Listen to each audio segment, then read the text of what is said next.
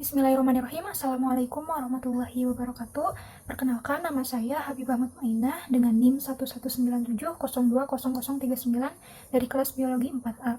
Saya akan mempresentasikan proposal rancangan penelitian kecil bertema respirasi, yaitu mengenai respon penyesuaian ikan nilem atau Osteosilus vittatus terhadap perubahan suhu air.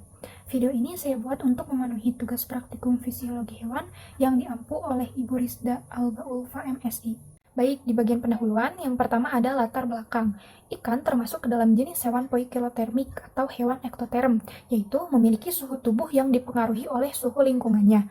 Hewan poikilotermik ini akan menyeimbangkan suhu tubuh dengan suhu lingkungannya, dan suhunya pun dapat berubah-ubah sesuai dengan kondisi lingkungan. Suhu dapat mempengaruhi proses fisiologi hewan. Ketika terjadi kenaikan atau penurunan suhu, ikan akan bergerak lebih aktif atau hiperaktif hingga sampai kepada titik optimumnya, lalu akan menjadi lebih lambat ketika sudah terjadi kerusakan pada jaringannya, bahkan dapat menyebabkan kematian pada ikan. Perubahan suhu yang terjadi secara tiba-tiba dapat menyebabkan shock dan stres pada ikan.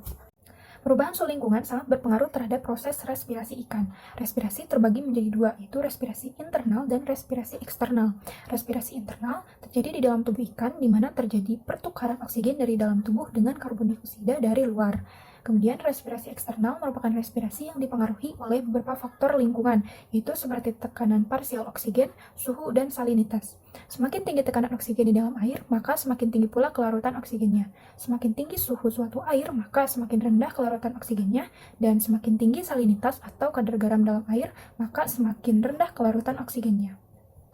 Selanjutnya ada rumusan masalah pada penelitian kali ini. Yang pertama, bagaimana respon penyesuaian ikan nilem terhadap kenaikan suhu air. Kedua, bagaimana respon penyesuaian ikan nilem terhadap penurunan suhu air. Yang ketiga, bagaimana pengaruh perubahan suhu terhadap ketersediaan oksigen terlarut di dalam air. Yang keempat, bagaimana pengaruh perubahan suhu terhadap respirasi ikan nilem. Yang kelima, apa hubungan perubahan suhu dengan gerak operkulum ikan nilem. Yang keenam, apa pengaruh berat tubuh terhadap respirasi ikan nilem? Dan yang ketujuh, mengapa volume air di dalam bak tidak boleh berubah? Nah, kemudian tujuan penelitian kali ini, yang pertama, mengetahui respon penyesuaian ikan nilem terhadap kenaikan suhu air. Yang kedua, mengetahui respon penyesuaian ikan nilem terhadap penurunan suhu air. Yang ketiga, mengetahui pengaruh perubahan suhu terhadap ketersediaan oksigen terlarut di dalam air. Yang keempat, mengetahui pengaruh perubahan suhu terhadap respirasi ikan nilem.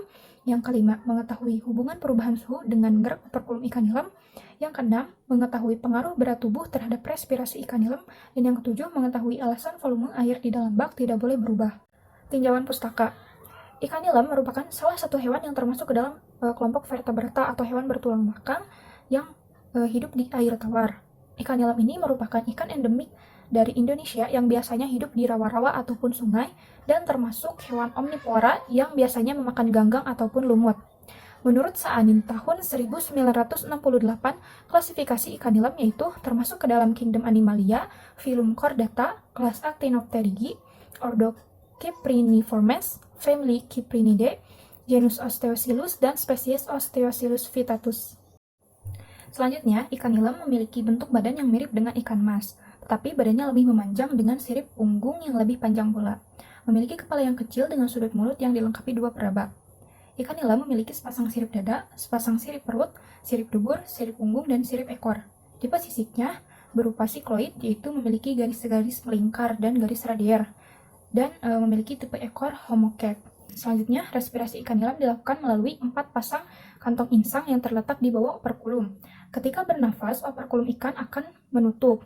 Kemudian arcus branchialis mengambang ke arah lateral dan air masuk melalui mulut.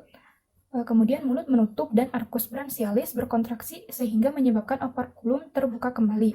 Air mengalir keluar filamen sehingga darah mengambil oksigen dan mengeluarkan karbon dioksida.